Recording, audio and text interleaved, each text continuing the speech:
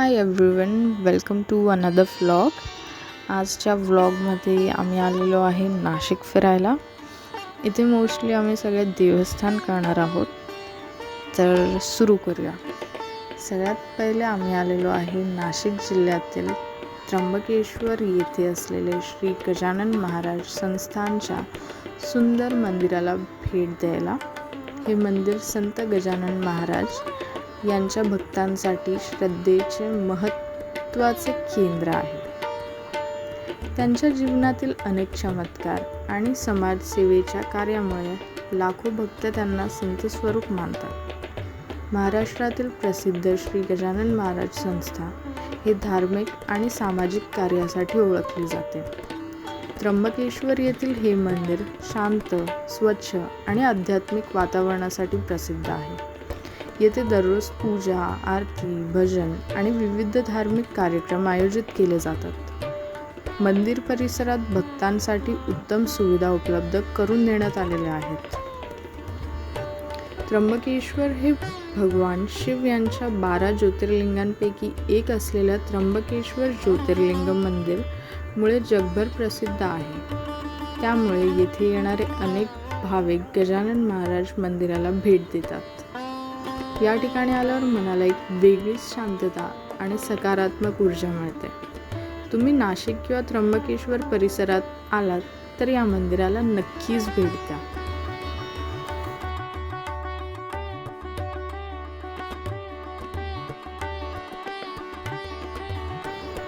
आता आपण आलेलो आहे नाशिकच्या पवित्र तपोवन परिसरात असलेले श्री शनैश्वर महाराज मंदिर.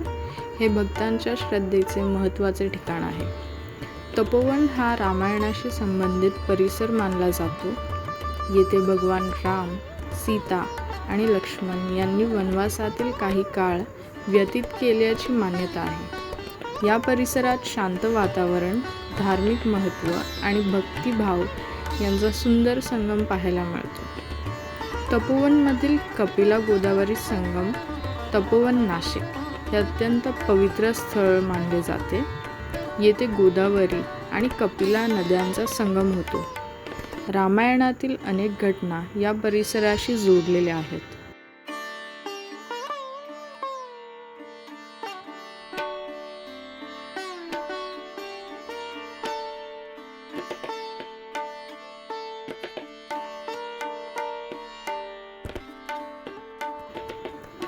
असे मानले जाते की याच भागात लक्ष्मणांनी शूर्पणखेचे नाक कापले होते, ज्यामुळे या प्रदेशाला नाशिक हे नाव मिळाल्याची आख्यायिका आहे.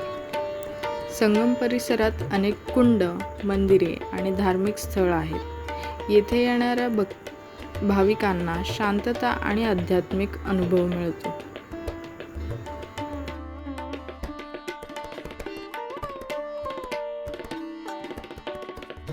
आता आम्ही आलो आहोत नाशिकमधील सर्वधर्म मंदिर येथे.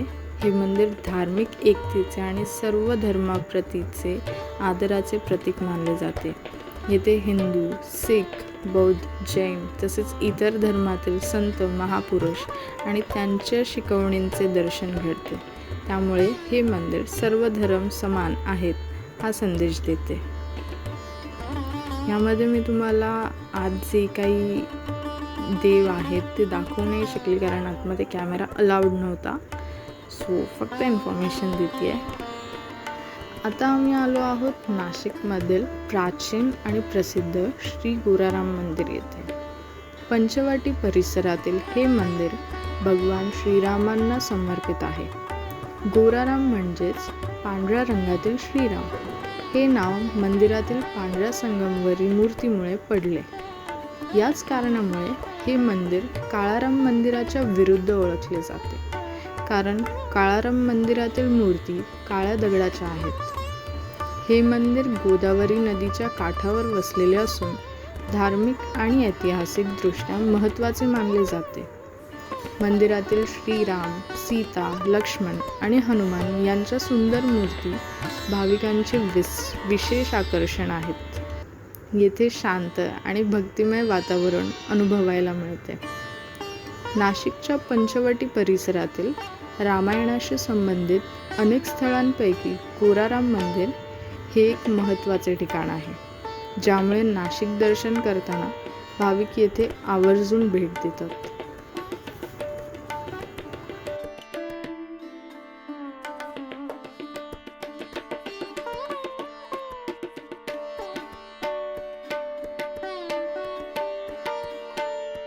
आता आम्ही आलेलो आहोत नाशिकमधील अतिशय दुर्मिळ आणि विशेष अशा श्री लक्ष्मणजी शेणावतार मंदिरात.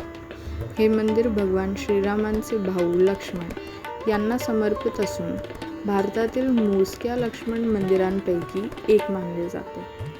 येथे लक्ष्मणजींना शेणागाचा अवतार म्हणजेच शेणावतार स्वरूपात पूजले जाते. रामायणानुसार तपोवन परिसरातच लक्ष्मणांनी शूर्पणखेचे नाक कापले होते. नाशिका या शब्दावरून पुढे या शहराला नाशिक हे नाव पडल्याची मान्यता आहे. त्यामुळे हे ठिकाण धार्मिक आणि ऐतिहासिकदृष्ट्या अत्यंत महत्त्वाचे मानले जाते. गोदावरी आणि कपिला नदीच्या संगमाजवळ वसलेले हे मंदिर शांत आणि निसर्गरम्य वातावरण आहे.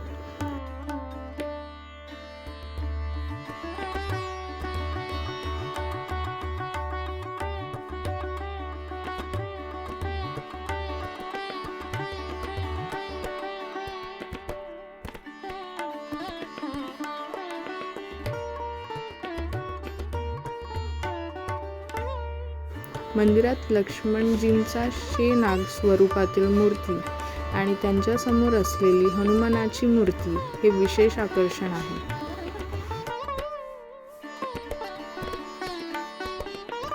हे आहे नाशिकच्या पंचवटी परिसरातील प्रसिद्ध काळाराम मंदिर. हे मंदिर भगवान श्रीरामांना समर्पित असून नाशिकमधील सर्वात महत्त्वाच्या धार्मिक स्थळांपैकी एक मानले जाते. मंदिरातील श्रीराम, सीता आणि लक्ष्मण यांच्या मूर्ती काळ्या दगडाच्या असल्यामुळे या मंदिराला काळाराम मंदिर असे नाव पडले आहे. हे मंदिर 18व्या शतकात सरदार रंगराव ओढेकर यांनी बांधले.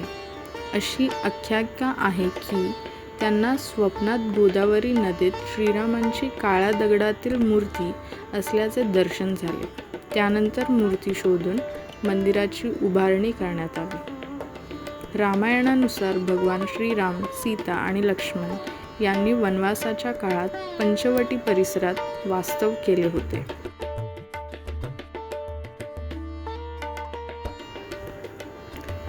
हे आहे महाराष्ट्रातील आणि भारतातील सर्वात पवित्र शिवक्षेत्रांपैकी एक असलेले त्र्यंबकेश्वर ज्योतिर्लिंग मंदिर.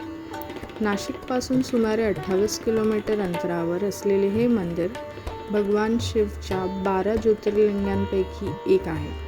हे मंदिर ब्रह्मगिरी पर्वताच्या पायथ्याशी वसलेले असून पवित्र गोदावरी नदीचे उगमस्थान देखील याच परिसरात आहे.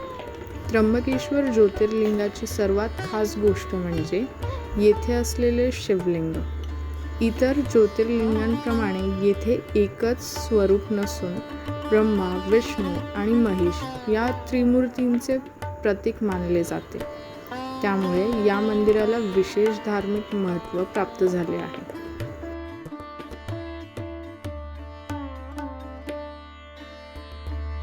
सो फायनली आता आपण आलेलो आहे वणी येथे असलेल्या प्रसिद्ध सप्तशृंगी देवीच्या मंदिरात, जिथे आपण चाललेलो आहे रोपवेनी.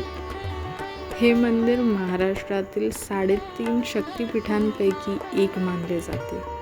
7 पर्वतांच्या शिखरांनी वेढलेल्या डोंगरावर हे मंदिर वसलेले असल्यामुळे याला सप्तशृंगी असे नाव पडले आहे. तुम्ही जसं की बघू शकता की आम्ही रोपवेने चाललोय आणि हा इतका छान एक्सपिरियन्स होता.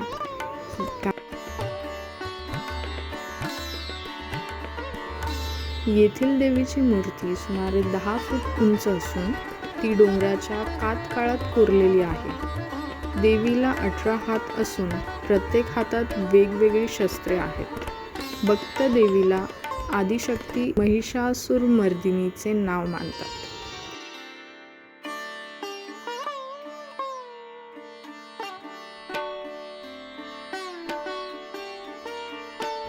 सप्तशृंगी गड समुद्रपटापासून उंचावर असल्यामुळे येथे येताना सुंदर डोंगरांना आणि निसर्ग सौंदर्य पाहायला मिळते.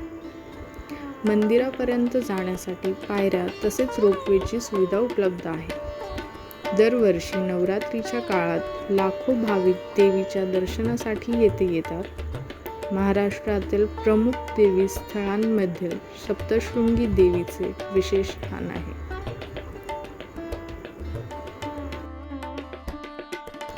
आम्ही रिटर्नसुद्धा रोपवेनेच आलो. रोपवेची पर पर्सन कॉस्ट काहीतरी 100 रुपीज वगैरे होता आणि छोट्या मुलांसाठी आणि जे लोक 60 अबाव आहेत त्यांच्यासाठी तर अजून कमी होतं, मे बी 60 or 80 समथिंग. खूप छान वाटलं, खूप मस्त दर्शन मिळालं. आम्ही खूप लवकर आलो होतो, तर देवीचं नीट दर्शन नाही झालं म्हणजे की देवीचा शृंगार चालू होता, तर मग त्यामुळे आम्हाला नीट बघायला नाही मिळालं. जितकं मी व्हिडिओमध्ये दाखवलं तेवढंच दिसत होतं, पण दर्शन खूप छान झालं, खूप जवळून झालं आणि खूप मस्त वाटतं आहे. आणि रोपवेचं तर मी काय सांगू, म्हणजे मोस्टली आम्ही 1 मिनिटमध्ये वगैरे वर गेलो, 1 मिनिटमध्ये खाली आलो. खूप फास्ट होतं आणि खूप छान होतं आणि गर्दी पण नव्हती. आम्ही खूप सकाळी गेलो होतो, तर गर्दी पण खूप कमी होती, ज्यामुळे खूप मस्त वाटलं. आणि आम्ही खाली आल्यावर आम्ही बघितलं की तिथे स्क्रीन होती ज्यावर देवीचा फोटो लावला होता, म्हणजे लाईव्ह दाखवत होते. सो खूप छान वाटलं बघून की देवीचा शृंगार झाला होता आणि खूप सुंदर मूर्ती आहे. खूप छान वाटलं तिथे जाऊन. आणि मग नंतर आम्ही तिथे थोडं फिरत बसलो. मार्केट होता बराच मोठा.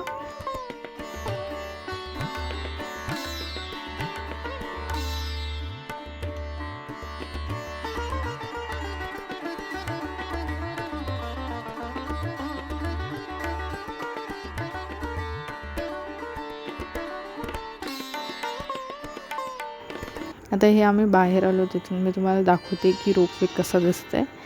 एवढं छोटं डिस्टन्स वाटतं आहे रोपवेमुळे, पण चालत गेलात तर मे बी चालत पण जास्त टाईम नसेल लागत. So you can try. जर तुम्ही कधी रोपवेने गेलात नसाल तर प्लीज रोपवे ट्राय करा. खूप छान होतं, खूप रिजनेबल होतं आणि it was a great experience. So हे होतं जे काही आम्ही नाशिकमध्ये फिरलो ते. 2 दिवसाची ट्रिप होती, सो आम्ही हे सगळं 2 दिवसात केलं आहे. आय होप की तुम्हाला व्लॉग आवडला असेल. सो भेटूया नेक्स्ट व्लॉगमध्ये.